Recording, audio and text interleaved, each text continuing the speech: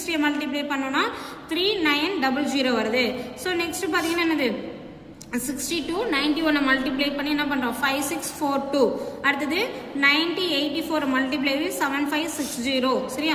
So அடுத்தது 75 51 multiply பண்ணி என்ன பண்ணுறோம் 3825 கண்டுபிடிக்கிறோம். ஸோ நெக்ஸ்ட் 70 80 62 மல்டிப்ளை பண்ணி 4836 கண்டுபிடிக்கிறோம். ஸோ நெக்ஸ்ட் பார்த்தீங்கன்னா என்னது 82 53 மல்டிப்ளை பண்ணி 4346. சரியா? ஸோ நெக்ஸ்ட் பார்த்தீங்கன்னா 9847. ஸோ இதை மல்டிப்ளை பண்ணோம்னா நமக்கு என்ன வருது 4606 வேல்யூ கிடைக்குது. சரியா? ஸோ நெக்ஸ்ட் 25 86 மல்டிப்ளை பண்ணால் 2150 வேல்யூ கிடைக்குது. ஸோ நெக்ஸ்ட் 3668 மல்டிப்ளை பண்ணோம்னா என்ன பண்ணோம் 2448. சரியா? ஸோ இதெல்லாம் வேல்யூ நம்ம என்ன பண்ணுறோம்னா மறுபடியும் சமேஷன் ஆஃப் XYயோட வேல்யூ கண்டுபிடிக்கிறதுக்காக என்ன பண்ணுறோம்னா ஸோ இந்த வேல்யூவில் நம்ம என்ன பண்ணுறோம் இதில் போய் ஆட் பண்ணி போடுறோம். ஸோ அப்படி ஆட் பண்ணோம் அப்படின்னு சொல்லி பார்த்தா 41575 வருது. சரிங்களா? ஸோ இது என்ன பண்ணுறோம்னா நம்ம இங்கே என்ன சொல்லியிருக்காங்க கோஎஃபிஷியன்ட் ஆஃப் கார்லேஷன் கண்டுபிடிக்க சொல்லியிருக்காங்க. அப்போ கோஎஃபிஷியன்ட் ஆஃப் கார்லேஷனுக்கு ஃபார்முலா என்னன்னா R equal to summation of XYA minus summation of x summation of y divided by n. சரியா? ஸோ அப்புறம் என்ன பண்ணோம் டிவைடட் பண்ணி ரூட் ஆஃப் சரியா summation of x square minus summation of x the whole square divided by n into என்ன பண்ணுறோம் summation of y square minus summation of y the whole square divided by n. சரியா? So இதுதான் இதுக்கான formula. So நம்ம என்ன பண்ணுறோம்னா இப்போ கண்டுபிடிச்ச வேல்யூஸை எல்லாத்தையும் கொண்டு போய் என்ன பண்ணுறோம் இந்த ஃபார்முலாவில் அப்ளை பண்ண போகிறோம். என்னன்னா summation of x yயோட வேல்யூ என்ன கண்டுபிடிச்சி வச்சுருக்கோம் சரிங்களா 44604 கண்டுபிடிச்சி வச்சுருக்கோம். சரியா? ஸோ அடுத்தது summation of x ஓட வேல்யூ என்ன 650. summation of y ஓட வேல்யூ என்னன்னா 660. சரியா?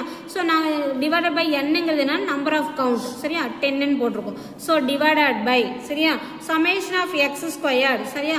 summation of x ஸ்கொயரோட வேல்யூ என்னன்னு பார்த்தீங்கன்னா 47648ன்றதை நம்ம கண்டுபிடிச்சி வச்சிருக்கோம்.